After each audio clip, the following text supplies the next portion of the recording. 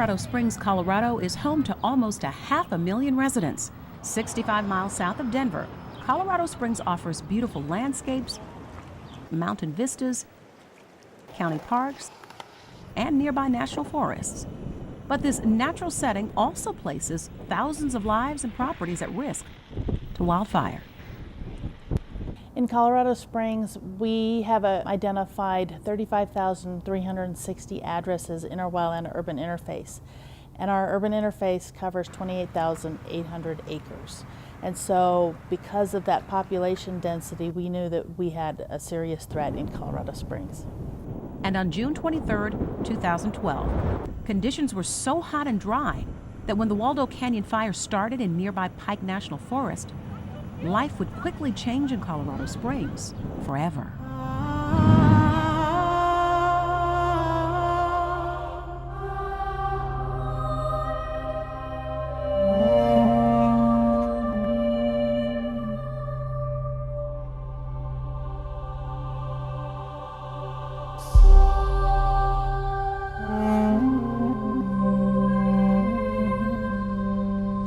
Oh my God, Dad, come here, look at this. Holy. We were across town when the fire started. So we hurried back, and then they barely let us in. We had about 10 minutes to get everything out. Take out all these homes blowing southward. Just 3 days into the fire, a large thunderstorm developed. Winds topped 65 miles per hour and pushed the fire east, forcing it downhill into the city. As smoke blanketed the entire region, more than 30,000 residents and area business employees quickly evacuated. One of the saddest days. During the Waldo Canyon Fire, we did have 3 neighborhoods that were threatened, including Cedar Heights, Peregrine, and of course Mountain Shadows. That whole street is just gone. We had businesses on very large magnitude, from call centers to data research centers to data centers to many other facilities that were in the evacuation area, and they had to leave. According to firefighters, the fire moved across the terrain at 2 miles per hour, blowing embers and igniting spot fires up to half a mile away. A lot of the primary fuels were the houses, so the ignition was house to house in a lot of cases. It really turned into an urban conflagration. Working together, the police and fire departments and emergency management established traffic control points and developed evacuation zones for residents based on the fire's behavior. We had several go bags and pictures and documents and stuff all set to go, so we just had to load it in the car and take off. We had commerce that was interrupted. We had international businesses that were affected for several days. Those corporations didn't know if they could go back. They didn't know if their facilities were damaged. Throughout Tuesday evening and into the night, 345 homes were destroyed. 2 civilian lives were lost, and thousands of lives and businesses were impacted. There are several people that go to our church out at Mount St. Francis who lived in Mountain Shadows, and indeed 20 years had it built. Their homes were totally destroyed. What unfolded in Colorado Springs was tragic. I don't know what we'll salvage. Yet damage to the city as a result of the Waldo Canyon Fire could have been far worse. With limited funding but a serious commitment to reduce the threat of wildfire damage, Colorado Springs did what many high-risk communities across the country have not. They prepared well in advance of the threat, striving to make their city more fire adapted. 81% of the homes in those 3 neighborhoods that were exposed survived intact without damage. During the days, a couple different times, the fire did begin to move into the Cedar Heights area. And it hit some of our mitigation areas. And in fact, what we were surprised with was we expected the fire to hit those mitigation areas and lie down. But in fact, in most instances, it hit those areas and went out without any intervention, without any air support. A special Colorado Springs wildfire mitigation unit within the fire department was responsible for the projects that began in 2001. An interactive website was later created to help rate a home's wildfire risk by individual address. The 5 ratings range from low to extreme. According to Fire Marshal Brett Lacey and Wildfire Mitigation Administrator Christina Randall, developing relationships between residents and the fire department was key to their success. Their tagline, "Sharing the responsibility," was how projects were successfully accomplished. We also heard a lot about personal relationships and trust. And so for the past 10 years, Colorado Springs has been building that trust with the local community, and they've made it their program. Initially, when you heard fire mitigation, it felt like, what do you want us to do? When we put all of that information and all the data that we collected on the website so people could look at that, and they could look at their house, they could look at their neighbor's house, they could then understand some of their neighbors that were a risk to them. That forced them to go next door and have a cup of coffee and sit down with them and talk about what they can do to improve their situation, because now they're risking their neighbors. Extensive community outreach, collaborative projects, resources, and funding, along with a lot of serious planning, also helped contribute to the city's wildfire mitigation success. During the planning process, the city received federal, state, and local grants to help with its projects.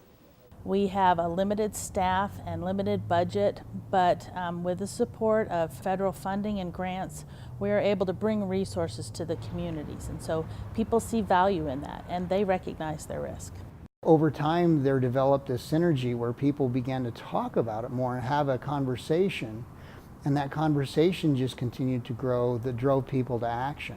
You'll see out here is that, like the scrub oak that I had, I've thinned them and then taken the bottom branches that were down here off to create a distance between the grass area and the top of it, so that the flames, if they come along there, they're not going to reach clear up to the top. Well, we trimmed some scrub oak back away from the house and some of the other vegetation, and had some people come out and do an assessment for us. We've been pretty active for 10 years. And I think the community deserves an awful lot of credit for the work that they invested in, the monies that were spent, and a lot of credit goes to the federal government for the grants they supplied to enable us to do that work.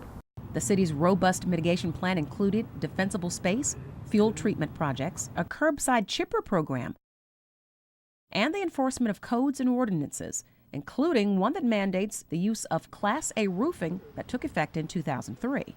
And while it was tragic that we lost the 2 lives, and it was tragic that we had the damage to 380 some homes and lost, 340 some, the benefits to a lot of the community that still stand, and that the homes that did survive, and the way that fire was able to move through that neighborhood and not wipe out an entire development, stands as a true testament to the benefit of wildfire mitigation. The communication, the work the homeowners did, everybody in that system's approach, doing their part.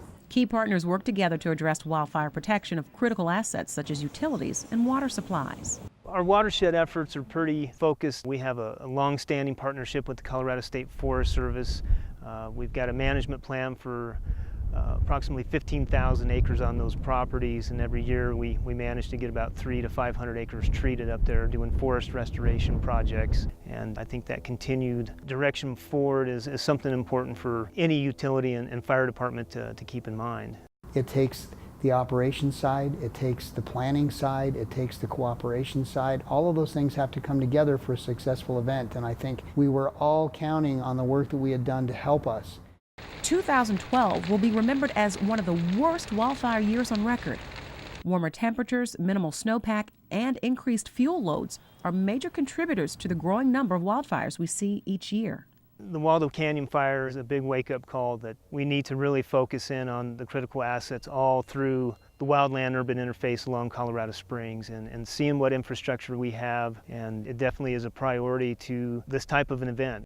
Fire mitigation is not doing it one time. You've got to keep on top of it. You got to mitigate, you have to re-mitigate and re-mitigate to stay on top of it. I think the big advice is do it.